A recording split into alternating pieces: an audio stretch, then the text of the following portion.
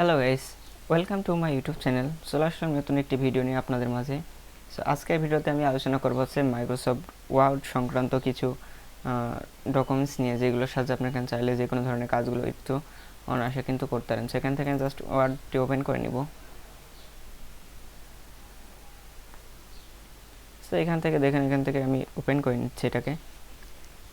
নেওয়ার পরে দেখতে পাচ্ছেন এখানে কিন্তু অনেকগুলো ক্যাটাগরি দেওয়া আছে, যে ক্যাটাগরি থেকে আপনাকে কিন্তু সিলেক্ট করে নিতে হবে আপনি কোন ধরনের টেমপ্লেট কিন্তু খুঁজছেন। ঠিক আছে, এই দেখুন এখান থেকে কিন্তু ঠিক এত বড় কিন্তু একটি প্রথম যে suggestion, status, business cards, flyers, letters, education, resume and cover letter, so hide, holiday, এক কথা আপনি যেই সংক্রান্ত লিখতে চাচ্ছেন, যে সংক্রান্ত সিভি কিংবা রিজিউম, এডুকেশনাল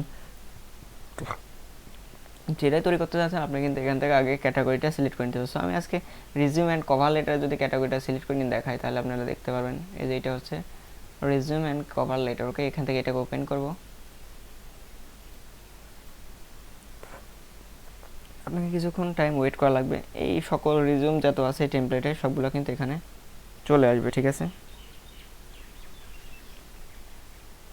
সো দেখতে পাচ্ছেন এখানে কিন্তু সকল ধরনের রিজিউম বা লেটার যেটা বলেন না কেন, এটা কিন্তু অলরেডি চলে আসছে। ঠিক আছে, এখানে দেখুন কত রকম ধরনের লেটার আছে এখানে প্রায়। এখানে যদি আমি বলি আপনাকে,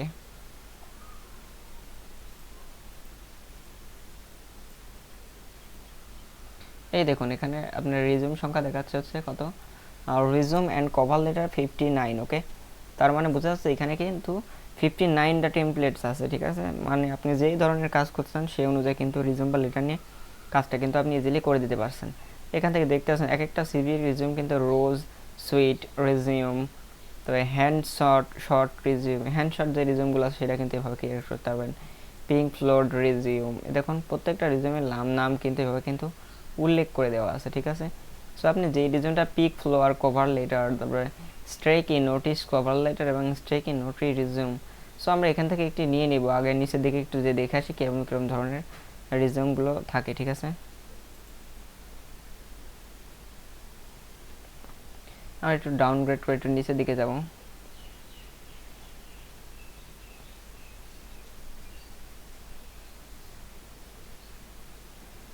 এখান থেকে ধরুন আমি এখান থেকে আরও দেখি নিচে যে দেখি কতগুলো রিজিউম বা লেটার আছে। সো এখান থেকে বোঝা যাচ্ছে এখানে কিন্তু অনেক ধরনের রিজিউম বা লেটারগুলো কিন্তু রয়ে গেছে। আর এখান থেকে এর ভেতর থেকে একটি ওপেন করে নিব, নিয়ে আপনাদেরকে দেখাবো যাতে আপনাদের বুঝতে সুবিধা হয়।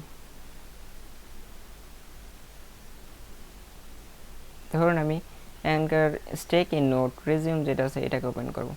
সো এটাকে ওপেন করার জন্য আপনাকে যে কাজটি করা লাগবে সেটা হচ্ছে সিম্পলভাবে জাস্ট খালি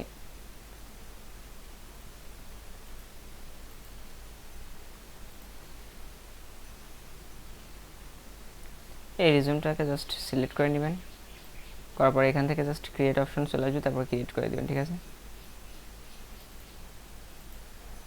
এই দেখুন এটা কিন্তু লোড নিয়ে কিন্তু অলরেডি শুরু করে দিছে।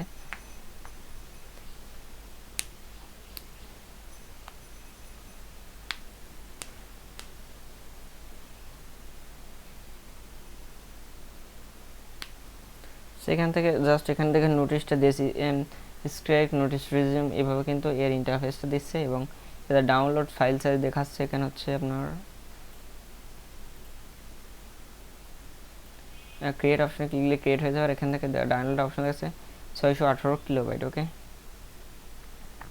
stand out which is your desktop and resume template from your Microsoft. When you are building resume you need not satisfy and style and fashion, the striking not the temporary and unique does not add design and is the formatting to best showing your skill. Your resume will love with Microsoft templates। সেখানে দিয়ে just এভাবে কিন্তু উদাহরণ হিসেবে এটাকে বোঝানো হয়েছে।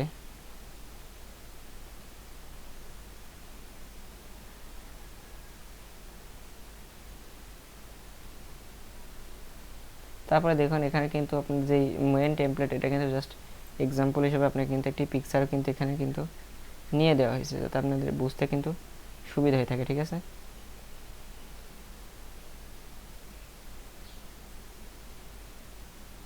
তারপর তারপরে দেখুন এখানে যদি আমি ক্রিয়েট অপশানে ক্লিক দিই, তারপর ক্লিক দেওয়ার পরে এটাকে আমি জাস্ট আপনাকে ওপেন করে দেখাই।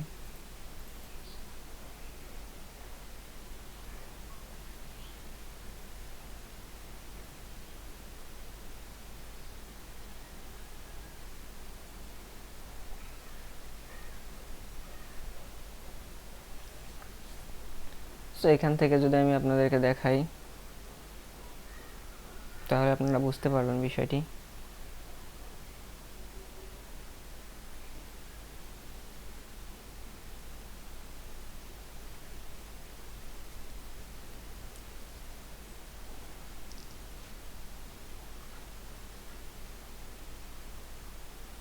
সো এখানে যেভাবে পিকচারের মাধ্যমে দেখানো যাচ্ছে, এখানে যে বলা হচ্ছে আপনার যে আলাদা করা হয়েছে এটাকে,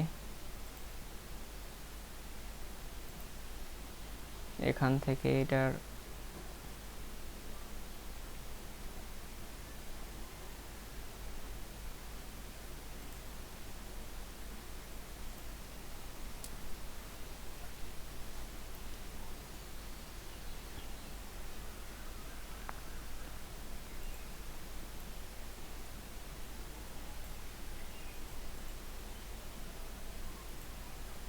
এখানে দেখতে পাচ্ছেন এখানে যে লেখা দেখাচ্ছে including and the objective replace the sentence which is your job objective or the advocacy yourself and what is your about. So আপনার সম্পর্কে বিস্তারিত আপনি যদি কিছু লিখতে চান তাহলে কিন্তু এখানে কিন্তু ইজিলি কিন্তু আপনি এইভাবে কিন্তু লিখে দিতে পারেন, ঠিক আছে।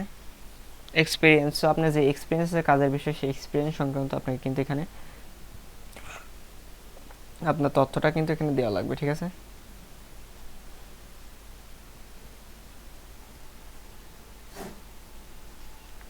তারপর যে এই কাজটি করা লাগবে এখানে আপনার জব টাইটেল যেটা আছে সেটাকে এখানে দেওয়া লাগবে, date and from to the job title marketing announce. তারপর আছে জব পার্সোনাল যেটা আছে সেটা আপনার সিনিয়র না জুনিয়র সেটা কিন্তু আপনি এখানে দিয়ে দিতে পারছেন। তারপর আছে জব টাইটেল যেটা আছে সেটা আপনাকে এখানে দিয়ে দিতে হবে।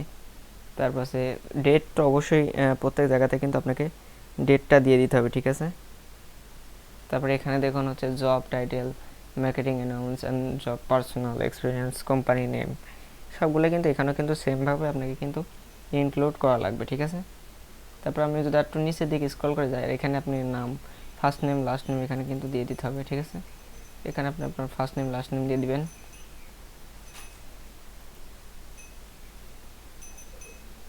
আর এখানে যে কাজটি করবেন সেটা হচ্ছে আপনার এখান থেকে আপনার যে ফোন নাম্বারটা আছে ওইটা দিয়ে দিবেন, প্লাস এখানে আপনার ইমেল অ্যাড্রেসটা দিয়ে দিবেন, আপনার যে ওয়েবসাইট থেকে থাকে কোনো কোম্পানির ওয়েবসাইট এখানে দিয়ে দিবেন, ঠিক আছে।